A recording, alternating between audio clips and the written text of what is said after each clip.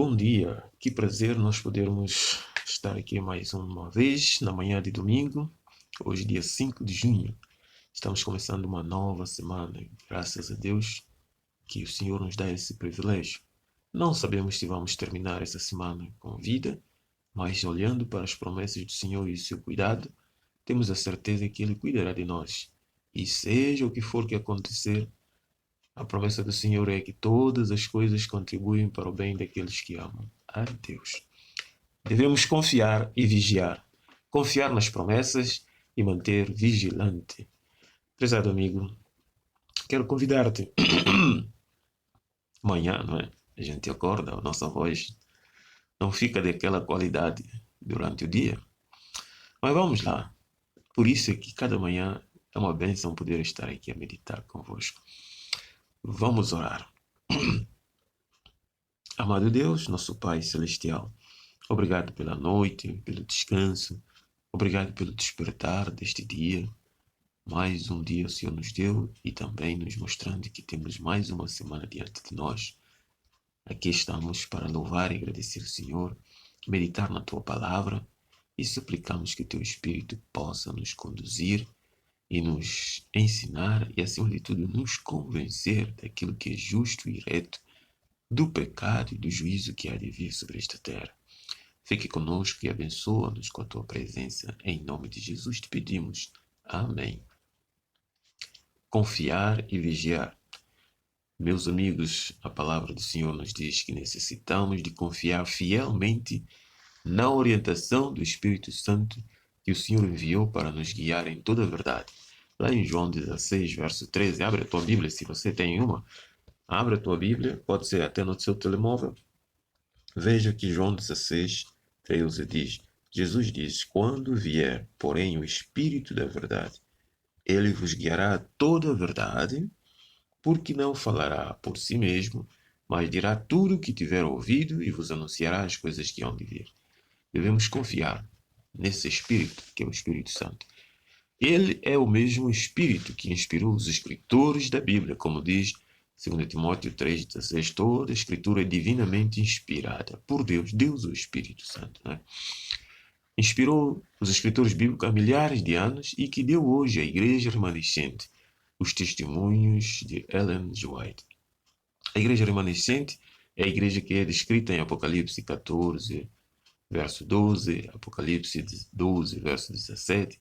É a igreja que Satanás está irada com ela, a igreja que guarda os mandamentos de Deus e tem o testemunho de Jesus. Sabemos por estes textos inspirados que Deus nos guiará usando pelo menos 4 diferentes métodos.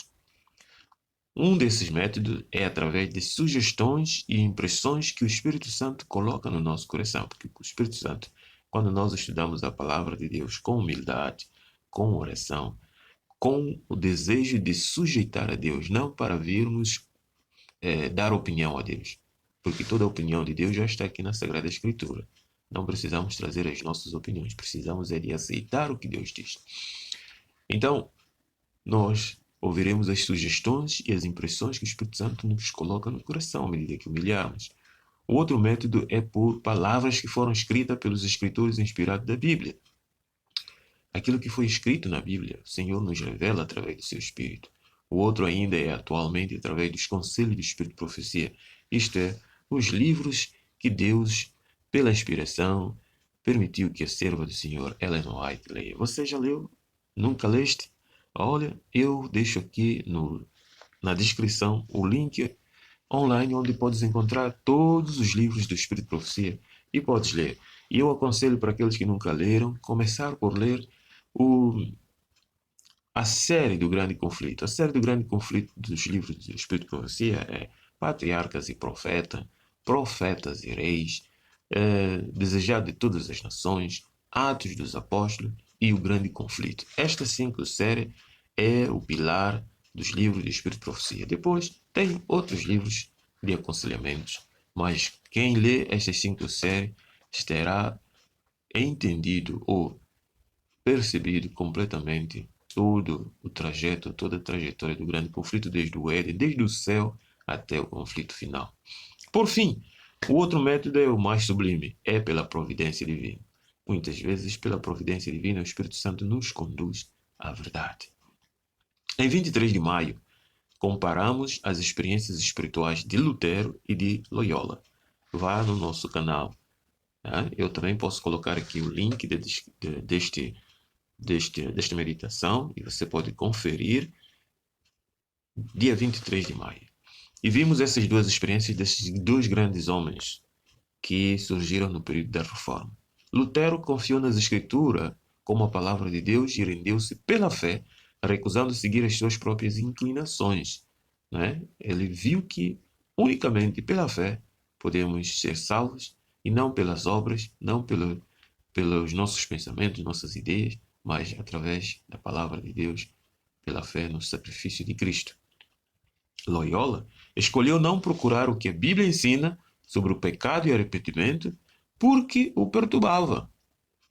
Evitou a palavra de Deus e seguiu as suas tendências panteístas, desejando encontrar Deus em tudo para sentir Deus falar-lhe diretamente. Claro que os métodos de Loyola resultaram de facto em revelações sobrenaturais, experiências místicas que tiveram a mesma origem sobrenatural de engano, sobre a qual a teologia do catolicismo romano está estruturada. Então, a teologia da Igreja Católica Romana ela está estruturada nos métodos que este Senhor decidiu seguir para encontrar Deus. No catolicismo romano, vamos ver alguma coisa aqui sobre isto, a experiência de adoração está centrada na representação dos sacramentos, como objetivo de induzir uma experiência mística através da qual a graça de Deus é recebida. Este é o método. O principal dos sacramentos na Igreja Católica é a Eucaristia, que é o centro de cada missa. Como veem, todos que são católicos ou mesmo que não, eu também já fui à Igreja Católica, toda missa tem a Eucaristia. Toda missa termina sempre com a Eucaristia. E na Eucaristia, o que é que se acredita? De acordo com aquilo que foi desenvolvido por Loyola, acredita-se que o sacerdote tem o poder especial de, na realidade, transformar a substância do pão e do vinho no corpo e no sangue de Jesus Cristo. Isso chama-se a transubstanciação eucarística. Então, esta é a ideia que é passada para o povo católico, que o sacerdote, no momento em que ele pega o pão e o vinho e faz a oração, ele tem o poder de transformar esse pão exatamente no corpo de Cristo e no seu sangue. A Bíblia Sagrada não nos ensina assim. Jesus, quando ensinou sobre a ceia, sobre o pão e o vinho, ele não ensinou assim. Paulo não ensinou assim. Todos eles ensinaram que apenas isto é um símbolo do corpo, não é exatamente o corpo. O pão é o símbolo do corpo esmagado. Isto à medida que eu como e esmago o pão na minha boca, eu olho para o que Jesus fez na cruz. Foi esmagado o seu corpo, foi moído o seu corpo, como descreve Isaías 53. Não quer dizer que eu estou agora estou a mastigar o corpo de Cristo. Quando eu bebo o vinho, não significa que eu estou a beber o próprio sangue de Cristo. É o símbolo do seu sangue que foi derramado. Então, esta adoração tradicional, que está cheia de tradição, ensina aos participantes que a graça de Deus é recebida por participar apenas do sacramento, um processo de salvação pelas obras. Isto é, se eu não participo do sacramento, eu não alcanço a graça de Cristo. Isto então quer dizer que toda a humanidade que não é católica não tem salvação. Para eles, esta graça pode ser recebida sem o exercício da fé, sem uma relação com Deus, mas pela confissão dos pecados dos sacerdotes para obter perdão. Então, não é preciso eu ter fé, basta eu tomar a Eucaristia e confessar os meus pecados aos sacerdotes, alcancei o perdão que eles me concedem, eu estou salvo. Meu amigo, a palavra de Deus nos diz que só temos um que pode perdoar, e este é Deus. Deus. Jesus pode perdoar, o Espírito Santo pode, a divindade pode perdoar. Ninguém, nenhum ser humano pode oferecer perdão dos pecados. Nós podemos perdoar as ofensas uns dos outros que cometemos um contra o outro, não oferecer aquele perdão que salva. O perdão que salva só vem de Jesus. Só. Nenhum outro ser humano ou qualquer imagem pode oferecer perdão. Então vemos que o misticismo envolvido na própria realização dos sacramentos é o motivo pelo qual a Escritura deu ao sistema os nomes de homem do pecado, o filho da perdição e mistério da iniquidade. Pode ler em 2 Tessalonicenses 2, verso 1 a 12. Sem criticismo, aqui ninguém está a criticar o crente católico, mas aqui estamos meditando na palavra do Senhor e revelando o problema que existe no sistema católico. O crente, muitas vezes, por não ter conhecimento da palavra de Deus, segue fielmente esses passos, olhando para isto como um meio de salvação. Deus até o pode salvar na ignorância, mas é necessário que, pela providência, ele conheça a palavra do Senhor. E se Deus o permitir conhecer a palavra do Senhor, deve aceitar com humildade o caminho da verdade e sair do erro. Mas muitos há que morreram sem ter esse conhecimento. Deus saberá como julgar e como salvar esse. Mas o sistema, aqueles que estão envolvidos no sistema, ensinando os erros, este é que é a grave situação. Portanto, a teologia romana está mergulhada em misticismo, que por sua vez está sob o controle de agências satânicas. Esta realidade é essencial para compreendermos, meus amigos, compreendermos as estratégias do passado e o que acontece hoje no mundo e como o papado está envolvido na maquinação do futuro. Então, como podemos dizer sempre, conhecer o passado, ver o presente, nos aponta ao futuro. Então, se você e eu queremos entender o que brevemente iria acontecer no mundo, porque o mundo todo, conforme Apocalipse capítulo 13 diz que maravilha-se com a besta, é conhecer como tudo começou no passado e o que está acontecendo hoje e o futuro. E o que hoje nós vemos é que é um sistema que todos vão atrás dele, todos aceitam, não há classe social que não prostra perante esse sistema. Então tudo indica que brevemente, conforme a providência de Deus ou a permissão do Senhor aos planos do inimigo, ele terá o controle total das mentes, como a Bíblia diz, daqueles que estão rejeitando a verdade e seguindo doutrinas de demônio. Então, nós precisamos despertar para a palavra do Senhor tal como ela é. Assim diz o Senhor. Seja você católico, seja você protestante, de que religião for, procure uma Bíblia. Comece a ler com humildade. Não para dar opinião a Deus, mas para sujeitar a Deus, como diz a sua palavra. Sujeitai-vos a Deus, e resistir o diabo, e ele fugirá de vós. Se formos com esse espírito de humildade e mansidão, o Espírito Santo nos guiará em toda a verdade, porque essa é a função dele aqui na terra.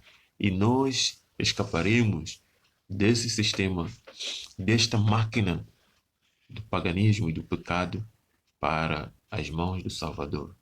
Vigiemos e confiemos no que está escrito. Quero convidar-te a orar e suplicar a Deus que nos guarde e nos proteja e nos dê entendimento.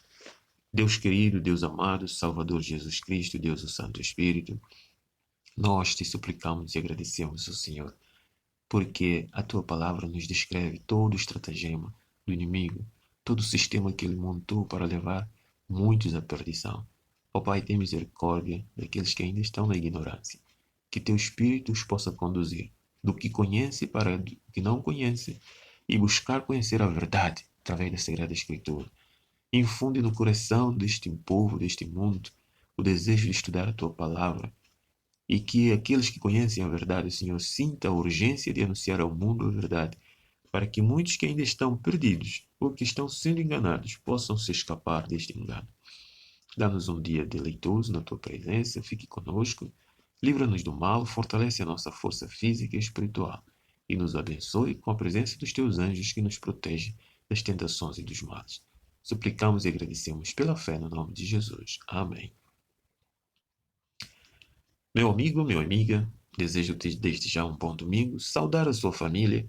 Amanhã, segunda-feira, estaremos aqui de volta segundo a vontade de Deus. Um grande abraço, até breve. Nisto Cremos Channel, o canal de esperança. Viva com esperança através de estudos bíblicos.